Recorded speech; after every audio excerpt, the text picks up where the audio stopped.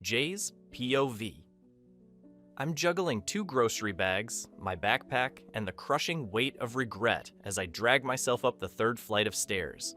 My thighs are shaking, my soul is shaking, my bank account is flatlining, and I am still not able to get any roommate to split rent with. And then I see him. Some dude is standing at my apartment door like a sexy shadow that decided to cosplay as anxiety itself. Tall, all-black clothes, hair way too pretty for someone answering a Craigslist roommate post. He's not knocking, he's not scrolling his phone, he's just standing, still, like he spawned there. Great. I was hoping for a normal human, not whatever Greek tragedy this guy stepped out of. I clear my throat. Hey, you looking for someone? He turns his head slowly, too slowly. The hallway light hits his face and holy crap. Silver gray eyes, sharp jaw, pale enough to make printer paper look tan. I'm Andrew, he says, voice low, smooth, a little too smooth. You're Jay? It's not a question. It's not friendly either. It's very, I already read your obituary vibes. I fumble with my keys anyway. Cool, yup, me, I exist. Sorry, I'm late. I had to stop for... My bag slips. Apples rolling everywhere like it's a damn Pixar short. I groan. For groceries, obviously, not like drugs or suspicious things. Why did I say that? Andrew crouches without blinking and picks up an apple, holds it out. His fingers are long, cold-looking, the kind of cold that makes you want to check for a pulse. You're nervous, he says. Wow, okay, I mutter, taking the apple. Way to call a guy out in his own hallway. He steps inside the apartment before I even invite him, scanning the place like he's checking for exits, weapons, or possibly loose floorboards to hide bodies. The dude moves quietly. Too quiet. I follow him in, locking the door behind us. So, welcome? Do you need water, coffee, a prayer? He blinks. A prayer? Sarcasm, I say. It's like my native language. He watches me for a beat, then gives the smallest, slowest nod. I see.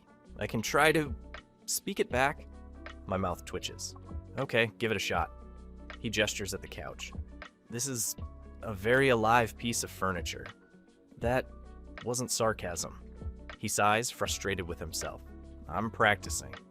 Oh God, he's a hot disaster. I'm in trouble. I drop onto the armrest, studying him. There's something tired in his posture, like he's been awake for years. Something aching behind those sharp eyes. I don't know why, but it hits me right in the chest. So, I start, trying to lighten the mood. Do you actually sleep in a coffin? Or do you switch it up with like a sarcophagus on weekends? He doesn't blink. Only weekdays. I choke on my own breath. Dude, you gotta warn me before you drop a line like that. His lips twitch, the tiniest smirk. You started it. Inside my brain. Great. He's gorgeous and weird and deadpan hot. This is exactly how people end up on true crime podcasts. He walks past me, dropping his single duffel bag on the couch like it weighs nothing. I can take the smaller bedroom, he says. I don't need much. The way he says it makes something in me tighten with curiosity. I clear my throat. Cool, I gesture at him weakly. Don't steal my kidneys, okay? He looks over his shoulder, eyes glittering. If I wanted something from you, Jay, it wouldn't be your kidneys. I freeze. He said that way too easily, and with way too much heat. And, wait, why am I getting warm? I force a laugh. Ha! Hilarious. Totally not creepy. Andrew's smirk deepens, slow and deliberate, like he enjoys watching me squirm. Great. My new roommate is a brooding, weirdly hot menace who might actually be flirting with me or threatening me or both. And when I finally crawl into bed later, staring at the ceiling, all I can think about is how pale he was, how cold his fingers felt, how he looked at me like he already knew how I tasted. I shake the thought off. I only wanted a roommate. I'm not signing up for whatever this is, right? 2 days in. 2 days. That's all it takes for my life to go from, wow, my roommate is kinda weird hot, to, oh great, I live with someone who might be on an FBI watch list. I wake up groggy, hair a mess, shirt half off my shoulder like I lost a fight with my blanket. I stumble out of bed, half asleep, muttering something about needing coffee and a new spine. The usual. I push open the bathroom door. Freeze. Because the sink? Yeah. The sink is stained. And not tomato sauce from my sad midnight pasta stained. Not Andrew spilled his goth lipstick stained. No, this is red. Deep, metallic looking. Smell too real. I stand there blinking. Bro, no way, no freaking way. I lean closer. Still red. I poke it with a tissue. Still red. My voice cracks. Okay, that's definitely blood. I look at my reflection like I'm waiting for someone else to explain it. Nobody does, because I live alone, with him, Andrew. Great. I grab the cleaning spray and scrub like my life depends on it. I'm not paid enough for serial killer roommate duty, I mutter, wiping aggressively. I should have never let him in. I should have kept living with Dan even though he used to microwave fish. Yeah, I should have begged him not to leave. The door behind me shifts. I jump so hard I almost eat the mop. Andrew stands there in sweatpants and absolutely nothing else. His hair is messy, his torso unfairly toned, and he's rubbing sleep out of his eyes like some tragic Victorian prince. Morning, he says. My brain short circuits. Blood, I blurt. His eyebrow lifts. Is that a greeting now? No, dude, I point at the sink. Red stuff, metallic, suspicious, murder adjacent. He glances at it, then at me. You cleaned it up? Yes, I say, confused why this is weird. He looks me up and down. Slow. Too slow. You shouldn't touch things like that. My cheeks heat instantly. What? Okay, no. Don't say it like I'm doing something sexy. He smirks. I didn't say that. You implied it. His eyes soften, and then something flickers behind them. Almost guilty. I'll be more careful next time. My stomach tightens. What was it? Nothing you need to worry about, he says quietly, brushing past me. Except I do worry, because 1, Andrew barely eats actual food. 2, he only drinks that dark, thick coffee that smells wrong. 3, he keeps ignoring mirrors, not scared of them, just resigned. 4, and when we head out later to buy detergent, sunlight hits him for 3 seconds, and he winces like someone threw a flashlight in his brain. I notice everything. I'm basically the chaotic version of Sherlock Holmes. We're walking down the street, and I nudge him. So, hypothetically, if someone, say, preferred blood over food, would that be like a medical thing? A kink? A lifestyle choice? Andrew looks at me from under his hood. I prefer human blood. I laugh automatically. Ha ha ha, nice. Dark humor, love that. But he doesn't laugh. He doesn't even blink. Then he tries to smile, like he's reminding himself he's supposed to. It looks practiced, forced, sad. And suddenly the joke isn't funny anymore. Hey, I say softly, you good? He nods once. I'm fine. But he isn't. I can feel it. We walk in silence. My brain spirals. My chest does something stupid and warm. I tell myself the weirdness is just quirky roommate stuff. I try really hard to believe it. Days later, midnight 4 days into living with Andrew, I officially regret 2 things. First, taking late night study sessions seriously. Second, living with someone who looks like a fallen angel having an identity crisis. I fell asleep on my open textbook again. My back hurts. My left cheek is imprinted with paragraph 3.2, and my mouth tastes like academic suffering. I get up because I'm thirsty enough to consider drinking my plant's water. The apartment is dark, quiet, cool. I yawn, rubbing my eyes as I pad toward the kitchen. Water, water, water, I chant under my breath like a tired goblin. I flip on the dim stove light and stop. Because standing there, bathed in moonlight like some sinful Renaissance painting, is Andrew. Naked, not shirtless, not half-dressed, just apron and sin. His back is turned. Broad shoulders, lean waist, hair dripping down his spine like ink. Steam curls around him from the pan, glowing silver in the moonlight. I grip the glass in my hand so hard it squeaks. Jesus, Andrew, what? You're naked. He doesn't even turn. Good midnight to you, too. You're naked, I repeat, because my brain is stuck on repeat like a broken radio. He glances over his shoulder, silver gray eyes glinting. The apron is technically clothing. Not enough clothing to be legal, I croak. Legal is subjective, he murmurs, flipping something in the pan with calm, smooth movements, like he's hosting a cooking show for sinners. I drag my eyes up from his hips. Fail. Drag them up again. Fail harder. My brain. Don't look, don't look, don't. Oh God, look away. Damn it, I looked. What are you even cooking? I ask, backing up a little. And please don't say me. He smirks. Slow. Dangerous. Relax. It's just steak. I peer at it. It's red. Really red. Redder than anything at the grocery store. That's not steak, I whisper. He dips a finger into the juices and brings it to his mouth, licking it clean in a way that should be illegal. Depends on your definition, he says softly. My soul leaves my body. I step back so fast I nearly knock over the chair. Clothes. People wear them, especially around hot oil, especially around, flames. Clothes restrict movement, he replies. My sanity is restricting movement, I shoot back. He turns fully then. Big mistake. Huge.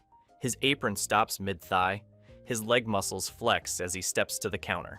His eyes flick to me, intense, curious, a little amused. Want to try some? He asks, lifting the plate toward me. I choke on my own spit.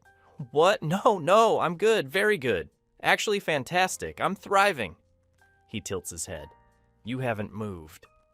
My body freezes. My heart thumps like a guilty teenager caught watching something they shouldn't. The room feels warm. Too warm. I should go, I stammer. You sure? He asks, voice dropping an octave. You came here for water. I suddenly don't need hydration, I whisper, already backing away. I'm actually fine, so hydrated, fully liquid. Goodbye, I flee. Okay, I sprint. I slam my bedroom door a little too fast, a little too loud, slide down the back of it, and bury my face in my hands. What the hell, I whisper. I'm losing my mind. My roommate is naked, fully naked, and my brain is betraying me. My heart doesn't slow down for a long time, and the worst part, that night sticks with me, in ways I'm absolutely not ready to admit. A week, Cal. Int? It had been a week of living with Andrew, and somehow I still hadn't figured out whether the guy wanted to strangle me, kiss me, or lecture me about leaving cabinet doors open. That afternoon after classes, I was starving. Like stomach eating itself starving. So I was chopping veggies for pasta like a man possessed. And of course, because I was me. I slipped. Knife. Finger. Tiny cut. Nothing dramatic. Not even enough for a Band-Aid. I barely blinked. Andrew, though? He froze like someone hit a pause button. His eyes went dark. Like, actually dark. And not in the oh no, my roommate got hurt way. More like, my roommate's blood is doing something to me and I hate it. I pressed a napkin to my finger, shrugging. Relax. It's literally a scratch. I've had worse mosquito bites. He didn't laugh. Didn't roll his eyes. Didn't do the usual annoyed sigh. He stepped back. Backward. Like I was the danger. His voice came out low, shaky in a way I'd never heard from him. You shouldn't bleed near me. I stared. Are you serious right now? Andrew's jaw clenched so tight I could hear it. I'm serious. I tried to lighten the moment, but even I heard the strain in my own voice. What, are you gonna bite me or something? Bad joke. Very bad joke. Because the way he looked at me right then, it shut my brain off. He licked the corner of his mouth like he didn't mean to. His eyes dragged down to my finger again, slow and hungry. Then he muttered, voice barely holding itself together. Don't tempt me. My breath actually stuttered. Not fear, not exactly. Something warmer, heavier, way more dangerous. I swallowed, hard. Oh, okay, cool. That's normal? He dragged a hand through his hair, backing until his spine hit the fridge. I don't want to hurt you, Jay. You're not going to hurt me, I said quietly, because even if he scared me a little, something about him also felt stupidly safe. He shut his eyes tight. You don't know what I'm capable of. I almost laughed at how dramatic he sounded, but the actual panic in his voice kept the joke locked in my throat. So instead, I stepped closer, slow enough not to spook him. Andrew, it's a cut. People bleed. You're allowed to be weird about it, but you're not a monster. His eyes snapped open, pupils blown wide. Jay, you don't get it. And for one single second, the world felt like it held its breath between us. Me with a stupid cut. Him looking at me like I was something he wanted but shouldn't touch. The tension cracked first, not by romance, not by fear, but by my dumb stomach letting out a loud, embarrassing growl. I groaned. Can we continue this emotional crisis after I eat? Andrew actually huffed a laugh. Small, quiet, but real. He stepped forward finally, gently taking my wrist and guiding my hand under the sink, rinsing the cut like I might break. His fingers were warm, too warm. Just be careful, he murmured. I didn't trust myself to speak because my brain had melted into a puddle somewhere near the drain. Later that night, when I tried to pretend everything was normal, the image of Andrew's hungry, terrified expression wouldn't leave my head. No one should look at me like that, especially not someone who smelled that good. Which is exactly why, like an idiot, I started thinking about what he meant, why he reacted like that, what he was hiding. And then I made the worst decision of the week. I snooped, and I really, really shouldn't have. I stood outside Andrew's door like an idiot, hand on the knob, whispering to myself, "Don't do it, don't. Seriously, Jay, be normal for once." I waited. I hesitated. And then I did the most predictable thing in the universe. I turned the knob anyway. The room hit me like a cold slap. Actual cold. The temperature dropped 5 degrees easy. Okay, not creepy at all, I muttered, stepping inside. The curtains were nailed shut, like someone was afraid the sun might break in and beat them up. The whole place smelled like metal and something sharp. My eyes drifted to the shelves. Rows of small vials filled with dark red liquid. Neat. Organized. Labeled? Cool, cool, cool, I whispered. Totally normal roommate stuff. Definitely not blood. Then I turned and saw the dagger. Silver. Carved. Old enough to have seen plagues. Huh, I said. Love what you've done with the interior decor, dude.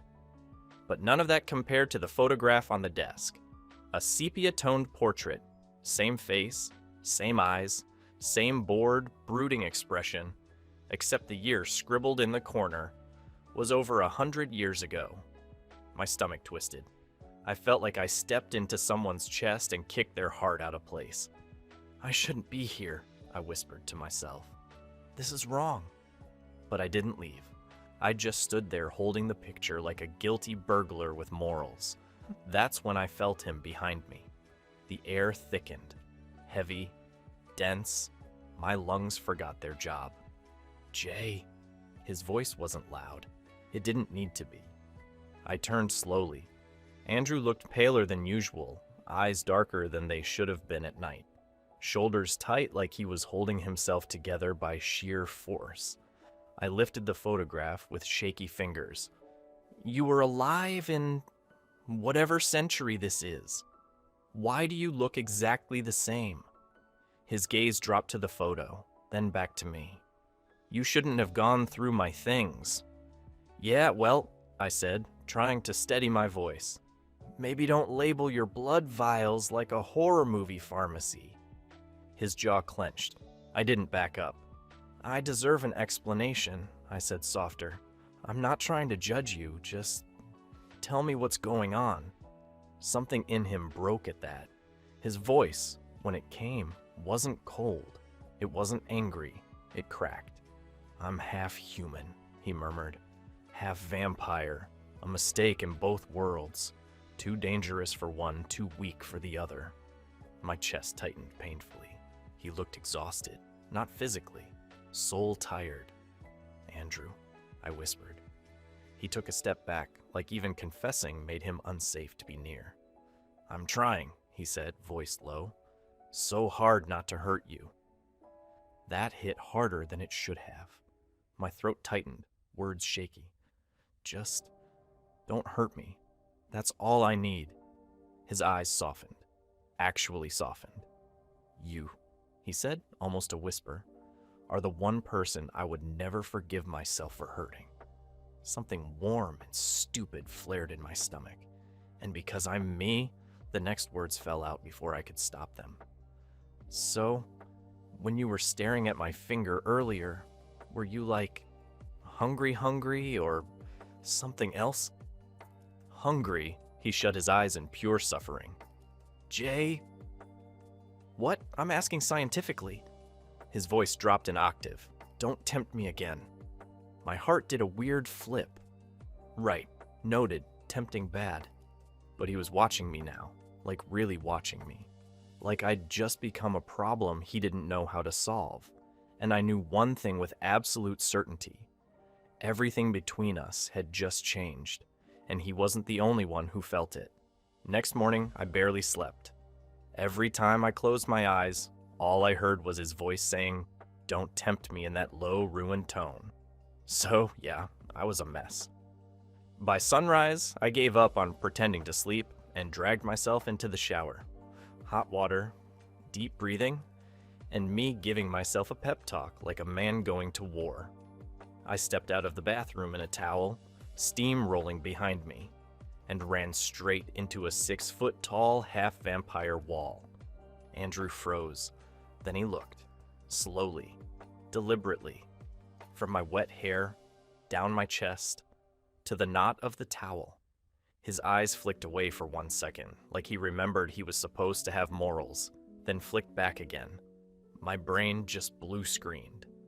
Ah, I squeaked, clutching the towel like it was my emotional support fabric. Morning. He didn't move, didn't blink, didn't breathe probably because half-vampire physics. Andrew's voice came low. You're up early. I wasn't sleeping. I tried to walk by him, failed. My foot hit the door frame, smooth. His mouth almost twitched into a smile. Thought you were scared of me. Oh, I am, I said too fast. Terrified, but also annoyed and hungry. It's complicated. His eyes dipped lower again, way too slow. That's so. I tightened my hold on the towel. Thought you couldn't handle, warm blood. His gaze snapped back to my face, but not before lingering on my chest. I never said I couldn't handle it. I swear my legs stopped working for a second.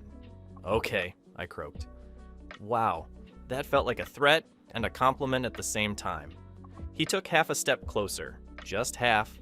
The air buzzed, warm, charged. My heartbeat is way too loud. You should get dressed, he murmured, eyes soft but deadly. Or I'm going to keep staring. My towel almost fell off. Right, I blurted, backing up like a drunk crab. Yeah, clothes, love clothes, big fan of wearing them. I slammed my bedroom door a little too hard. On the other side, I heard the faintest exhale from him, like he was annoyed at himself. Or frustrated? I pressed my back to the door, face burning, heart in full meltdown. What the hell was that? And why did part of me hope it would happen again? Days later, I came home after the longest day of my life, 3 classes, 2 quizzes, 1 group project where I did all the work because apparently responsibility is optional in college. All I wanted was my crappy couch, leftover pasta, and maybe a normal evening with my half-vampire roommate who keeps looking at me like I'm dessert.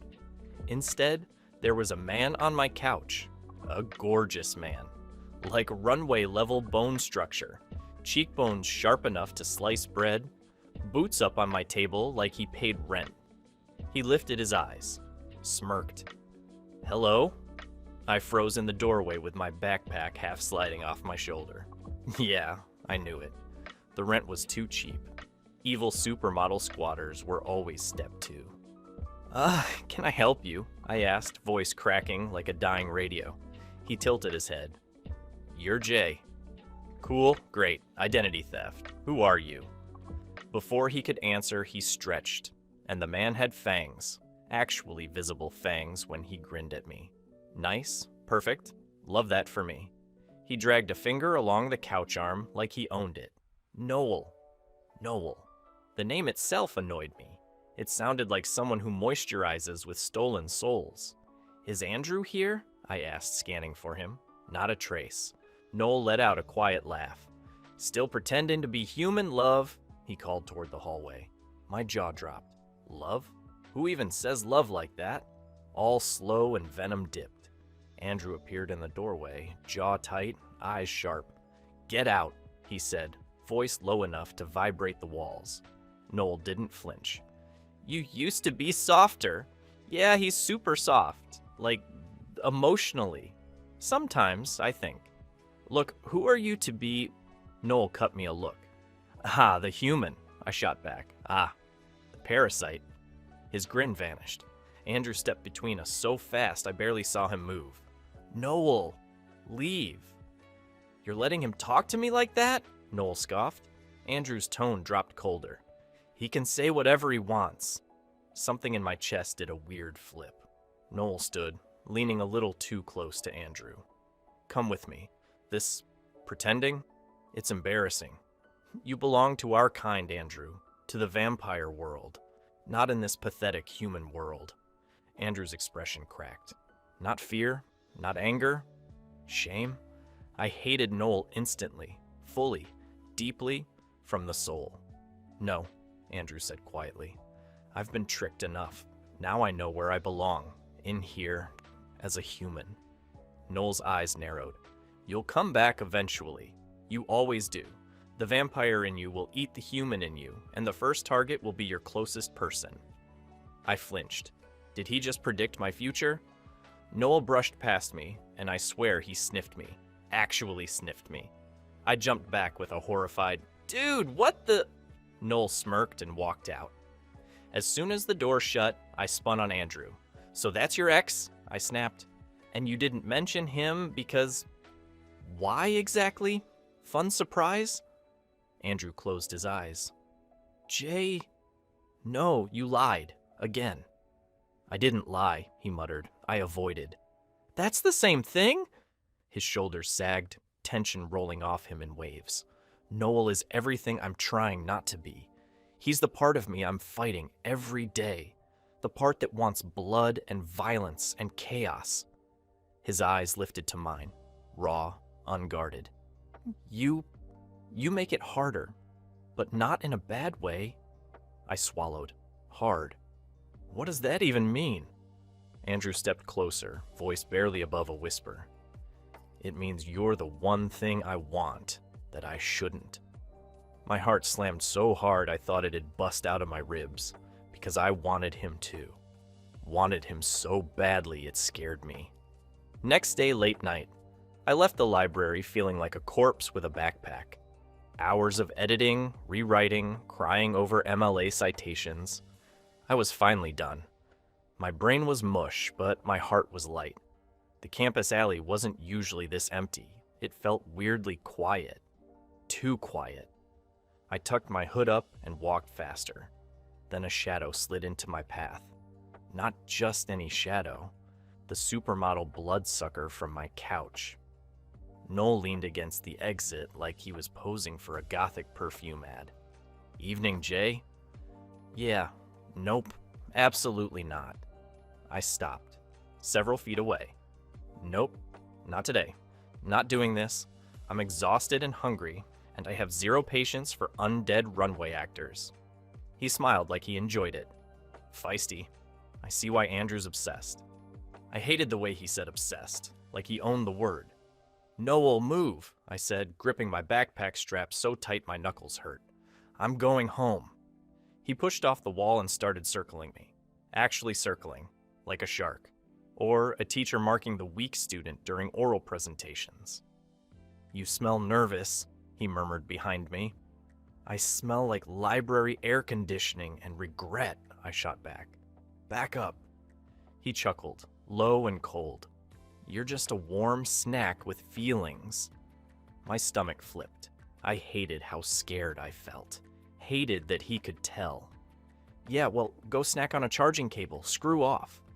He stopped in front of me, eyes glowing faintly. You're fragile, breakable. He'll hurt you. Or worse, he'll hurt for you. His smile sharpened. Be scared for him because you never know when his vampire version eats you alive. Or maybe his human version kills him totally. A chill stabbed straight down my spine. Before I could reply, he blurred away like smoke. I stood frozen until someone grabbed my shoulders. I flinched hard. Don't... Jay. Andrew's voice, but not calm, not collected. He pulled me close, eyes scanning me like he expected to see wounds. His hands were shaking. Did he touch you? His voice cracked. Jay, did he... I'm fine, I said quickly, even though my pulse was a mess. Hey, Andrew, look at me. He tried, but his eyes were glowing red, fangs sharp, breathing ragged. He wasn't losing control because he was hungry. He was losing control because he was furious. If he ever comes near you again, Andrew whispered, I'll tear him apart. My throat tightened, not from fear, from something way more dangerous. I stepped closer, slow and brave, even though my legs felt like noodles. Then stop pretending you don't care. Something broke behind his eyes. I do care, he whispered, voice raw. Too much. That's the problem. Before I could say anything at all, he backed away like he was scared of himself. Then he was gone, into the night, leaving me alone with my racing heart and the worst truth of all. I cared too, maybe more than either of us could handle. 3 days later, Andrew hadn't come home in 3 days. 3 whole days of staring at the front door like a sad golden retriever who lost his owner. 3 days of pacing, rereading his texts, 0, imagining the worst, then imagining worse than the worst because apparently my anxiety has DLC expansions. I kept telling myself he probably just needed space. Vampires need space, right? Like, emotionally brooding hibernation?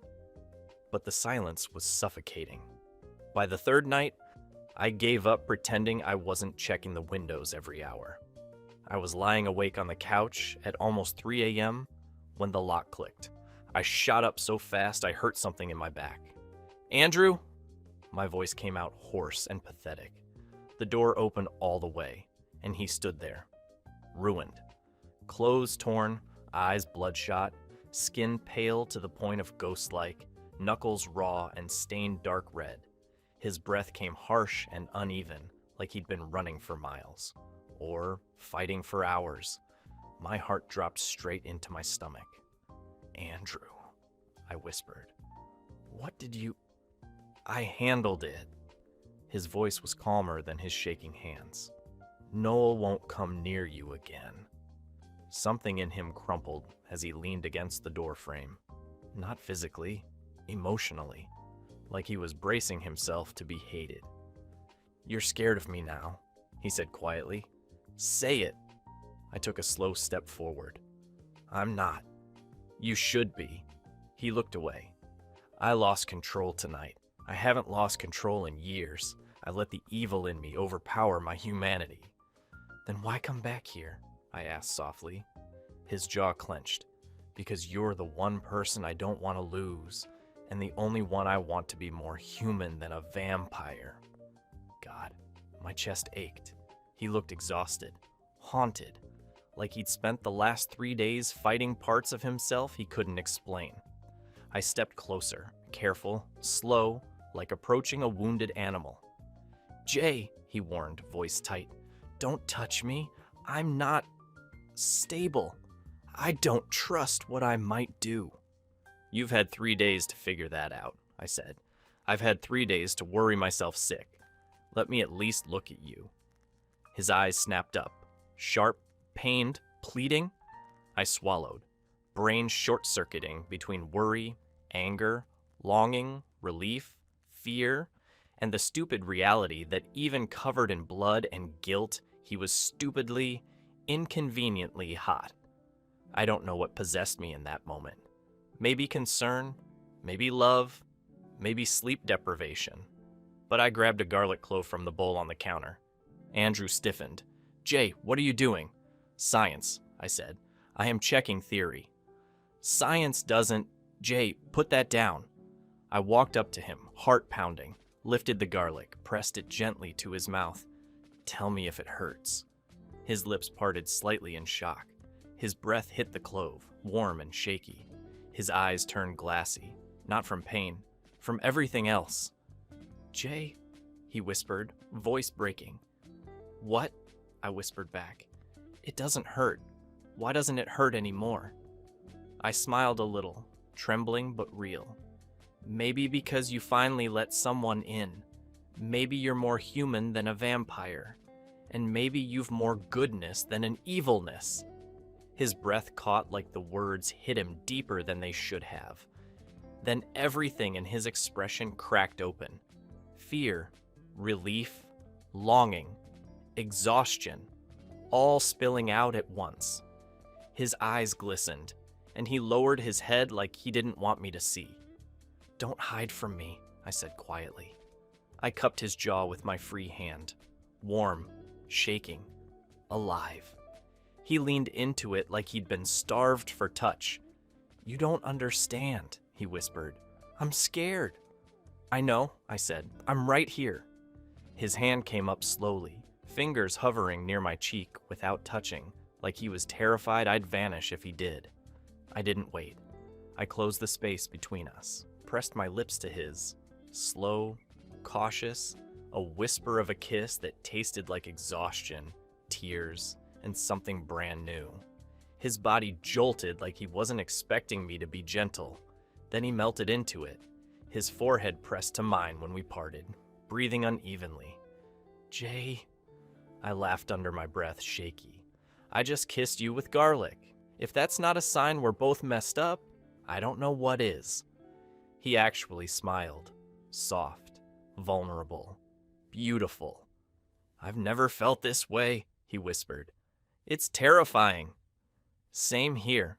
I nudged his nose with mine. "But I think we'll survive." He exhaled shakily, eyes closing as if the moment was too much. And for the first time, maybe in years, he looked like he belonged somewhere. With me. That kiss anchored something between us. Something fragile, something real. And after 3 days of hell, the thought of waking up to him, actually waking up together, didn't feel terrifying. It felt like home waiting to happen. Epilogue. 3 months later. I swear, 3 months went by in this weird slow-motion blur where everything in my life tilted toward him without me realizing it. And the messed up part is, I didn't even fight it. Not really. Every day just folded around Andrew like that was the natural order of things. Like, yeah, sure, obviously the vampire with the emotional range of a storm cloud, and the libido of a scandal is my new domestic reality. Totally normal. Most mornings started with me waking up to the sound of something sizzling, or humming, or, once, Andrew pretending to practice human throat vibrations, which was basically him growling Frank Sinatra at 6 in the morning. And he was always shirtless, or worse. The first time I wandered out half asleep and found him completely naked at the stove, I just froze with my toothbrush still in my hand. "What the hell happened to pants?" I blurted. He looked over his shoulder with that slow, sinful smile. Restrictive is good," I muttered, eyes very much not staying where they should. "Restrictive protects everyone." He only smirked and flipped a pancake like he was auditioning for a cooking show sponsored by Indecency. "You didn't seem to mind before," he said. "That is a lie," I shot back. "I mind very loudly. I mind in Dolby surround sound." His grin widened. "Yet you're still looking. Or are you looking at my junior?" I immediately looked away, slammed my toothbrush on the counter, then walked directly into the table because, of course, I did. "See?" he said. "You're drawn to me." "No, I'm drawn to gravity and poor life choices," I said, rubbing my shin. He just crossed the room, hooked a finger under my chin, and kissed me soft and slow, like he was still learning how, like he was savoring something he'd never thought he'd have. That part never got old. Later that week, we fell into this stupid little routine where he'd kiss me awake before heading off to whatever weird nighttime errands vampires do. Yeah, he is more of a human, but he is still a bit of a vampire too. And he'd come back right before sunrise smelling like cold air and trouble. He always tried to sneak into bed without waking me. He always failed. Tonight was one of those nights. The room was dim, that soft blue before dawn, and I felt the mattress dip behind me. I didn't open my eyes. I didn't have to. "You're back late," I mumbled. Andrew let out a low, guilty laugh. "Did I wake you?" "You're 6 feet of supernatural drama, of course you." "Woke me." He slid closer until his chest pressed warm against my back. His arm wrapped around my waist like instinct, like he didn't remember learning how to do it, like he just knew. "You were dreaming," he murmured into my neck. "Yeah? About what?" "Me." I snorted. "You wish." "I know," he whispered, voice dropping, "because you said my name." My whole face went hot. "You're hallucinating." His lips brushed my shoulder. I liked it. We stayed like that for a while, just breathing in sync, my fingers tracing absent circles over the arm holding me. He always relaxed when I touched him. Like the tension he carried, the guilt, the hunger, the fear of losing control, melted for a little while. "Jay," he said quietly, "thank you." "For what?" "For staying. For seeing me past. Everything. For embracing me. Half human and half vampire." I turned in his arms and cupped his cheek before he could look away, like he always tried to when he got vulnerable. "I see you. Not the monster stuff. You." He swallowed, eyes glimmering in the half-light. "That's what scares me." "Well," I whispered, leaning in, "lucky for you, I'm terrible at letting go." He kissed me then, slow, sure, warm in a way that had nothing to do with temperature. His thumb brushed my jaw like I was something fragile, and then he whispered against my lips, "Breakfast, dinner, blood. I'll give you everything I crave." I laughed, pushing lightly at his chest. "You are such a menace." "Only for you." He said it like a promise, like a vow. I nestled closer, breathing in his scent, feeling his fingers slide into my hair in that way that always shut down whatever overthinking spiral I had going on. "Hey, Andrew," I whispered. "Yes?" "I think the curse is still kinda there." He tensed. "What do you mean?" I smiled against his lips. "Because every time I look at you, something in me bites back." His answering smile was soft, real. "Then let it." And for the first time, it didn't feel like I was falling into something dangerous. It felt like falling into home. That's the end, okay but real question. Have you ever accidentally fallen for someone who shows up at 3 a.m., half naked, cooking pancakes like it's a love confession? Or is that just Jay's life now? Thanks for watching. Subscribe to become part of our Rainbow Force. and consider joining our membership for early access and exclusive content. Stay wholesome.